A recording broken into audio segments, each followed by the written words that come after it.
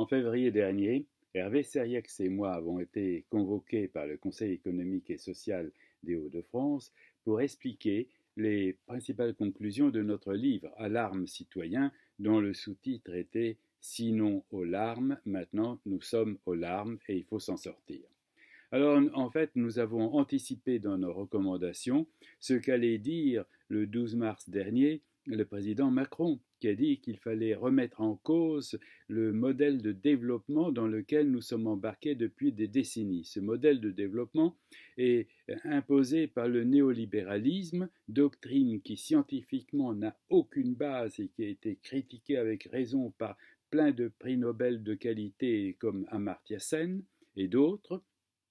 Néanmoins, même les administrations ont gobé les foutaises du néolibéralisme et on s'est mis à gérer tout comme des boutiques de mauvaise qualité. Même les hôpitaux ont été gérés comme ça pour faire du profit à court terme, à très court terme. On gère les chiffres, on fait de la comptabilité aveugle et donc on élimine les stocks de masques, de tampons, on diminue, on élimine des milliers de lits, comme ça on fait des économies budgétaires, oui, et on va dépenser beaucoup plus après et dépenser des vies humaines, ce que le coronavirus nous a hélas trop éloquemment montré. Alors, il faut nous débarrasser de ça. Et il faut prendre un certain nombre de mesures. L'État doit prendre un certain nombre de mesures. En voici 5 ou 6 que nous avons définies, Hervé Serrieix et moi, et qui sont dans le livre, mais que je vais vous redire. La première, c'est de ne plus apporter de l'argent public à des entreprises qui détruisent du bien public, c'est-à-dire les grandes entreprises, la plupart des grandes entreprises occidentales gèrent maintenant leur court terme, elles gèrent non pas la vie des hommes, mais leur cours en bourse, elles éliminent de l'emploi en externalisant, en envoyant, en se confiant à des sous-traitants à l'autre bout du monde, qui ne font pas nécessairement de la qualité. Ces entreprises sont suicidaires. Non seulement elles créent aujourd'hui la souffrance chez nous, mais elles ne sauront pas résister à la poussée des géants du numérique qui vont les détruire. Pourquoi? Parce que ces entreprises ne mobilisent plus leur capital humain et donc ne sauront pas se réinventer, ce qui est indispensable pour vivre dans un contexte qui change. Il faut que l'argent de l'État aille soutenir des entreprises à capital patient qui créent réellement de la valeur, non seulement pour leur capital, il faut du capital et il faut des actionnaires, mais aussi pour leurs employés, pour leurs clients, pour leurs fournisseurs et pour la société tout entière. Et donc aussi qui ne porte pas atteinte à l'environnement. Ça, c'est la première chose. Dans le passé, on a renfloué PSA en mettant en plus de l'argent chinois, ça c'est génial, vraiment, et en ne s'occupant pas des causes de sa mauvaise situation qui venait, du mauvais management des hommes et d'un mauvais traitement des fournisseurs, etc. Bien. Deuxièmement, l'État doit devenir un employeur exemplaire, et on en est loin. Et pour mobiliser réellement toute l'intelligence de ses fonctionnaires, et c'est vrai aussi pour le secteur public tout entier. Pour ça, il faut un management non plus du mépris, mais un management de l'écoute et de la responsabilisation. En incitant les gens à prendre des responsabilités, à prendre des risques, en les incitant à collaborer entre eux, en sanctionnant durement tous ceux qui essayent de tirer dans les pattes de son voisin, mais l'exemple doit venir d'en haut. Et actuellement, et souvent, c'est le mauvais exemple qui vient d'en haut.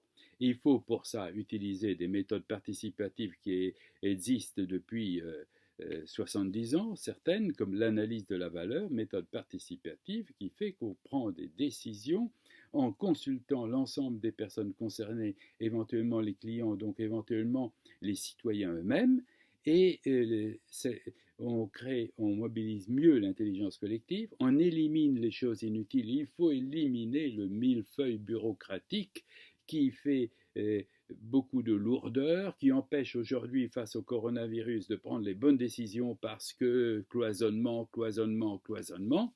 Et il faut créer donc de la transparence dans les décisions, ce qui permettra de commencer à rétablir la confiance. Troisièmement, il est indispensable, Bruxelles ne l'a pas compris, mais que Paris le comprenne enfin et donne l'exemple, il faut créer des champions français mondiaux et des champions européens, et notamment dans le domaine numérique, nous n'avons pas d'acteurs majeurs dans le monde. Nos plus jeunes sociétés, c'est, je crois, Dassault Systèmes qui a 40 ans. Nous n'avons pas créé, nous n'avons pas aidé la croissance des petites entreprises innovantes. On aide beaucoup la naissance des entreprises innovantes. Oui, on adore les nains de jardin en France. Créons beaucoup de petites entreprises, mais il ne faut pas qu'elles grandissent, parce qu'alors elles vont déranger les gros. C'est stupide, c'est égoïste et myope et suicidaire pour les grosses entreprises. Car on sait que la croissance de l'emploi est assurée par la croissance des petites entreprises, alors que l'emploi est détruit par les rationalisations des grandes entreprises. Donc, un enfant conclurait, mais nos grands maîtres ne le comprennent pas, un enfant comprendrait qu'il faut aider la croissance des petites entreprises innovantes et des moyennes entreprises innovantes. Et pour ça, il faut faire ce que les Américains ont fait il y a 70 ans seulement, n'est-ce pas? Nous, on n'est pas très rapide pour imiter les bons exemples, le Small Business Act, c'est-à-dire réserver 20-22% des marchés publics aux petites entreprises. Ça ne plaît pas aux grosses, mais c'est une discrimination positive qui est indispensable. Les petites entreprises n'ont pas tellement besoin de subventions, de cadeaux, elles ont besoin de marchés. L'État doit ouvrir ses marchés. Déjà, le rapport Villani, il y a un an, le demandait, mais n'osait pas aller jusqu'à dire il faut ouvrir, réserver une part des marchés publics automatiquement aux petites et moyennes entreprises. Il faut aussi, à côté, réformer ce que l'on a appelé le crédit impôt recherche, qui initialement était favorable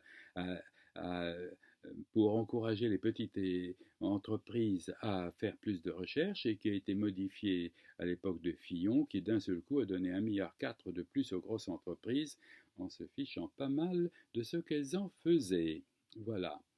Et il faut réorienter ce crédit impôt recherche vers les petites et moyennes entreprises et en même temps simplifier les procédures. Là aussi, la bureaucratie est très négative. Les procédures pour accéder au marché public sont beaucoup trop compliquées, inutilement compliquées. Il faut les rendre possibles pour des petites entreprises et des moyennes entreprises. Alors,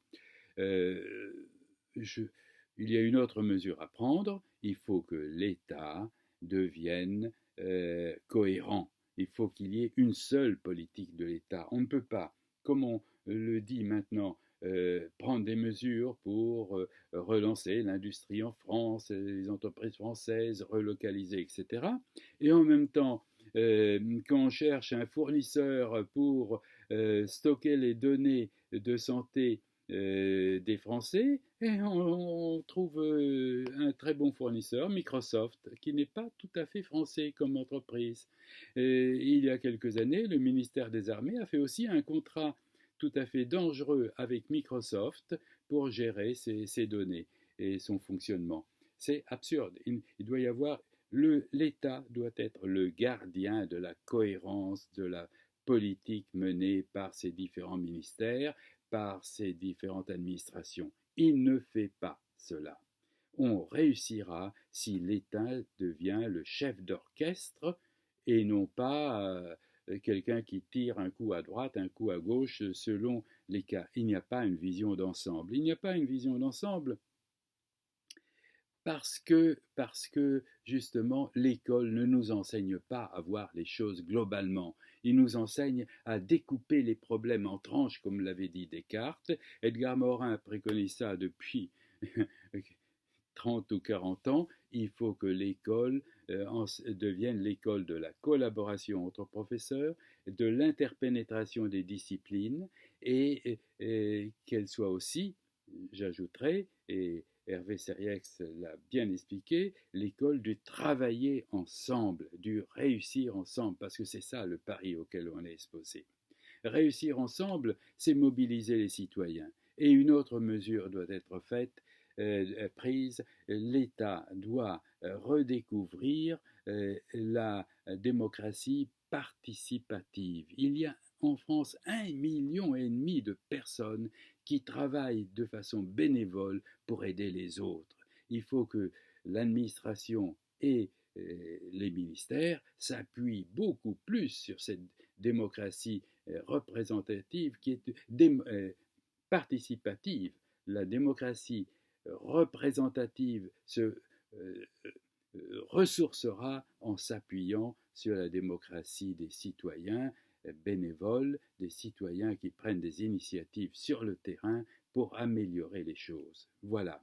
Nous pouvons nous en sortir, mais il faut prendre rapidement des décisions qui sont des évidences, des nécessités évidentes. Et ça fait des années qu'on le dit. Maintenant, nous n'avons plus le temps de tergiverser car nous en sommes au stade des larmes. Alors, aux actes citoyens, y compris tout à fait en haut, et nous allons nous en sortir par le haut. En prospective, on dit le pire n'est jamais sûr, mais Edgar Morin, dans son Exergue, a écrit « Il faut cesser de sacrifier l'essentiel à l'urgent, car l'essentiel est devenu urgent ». Il faut l'entendre.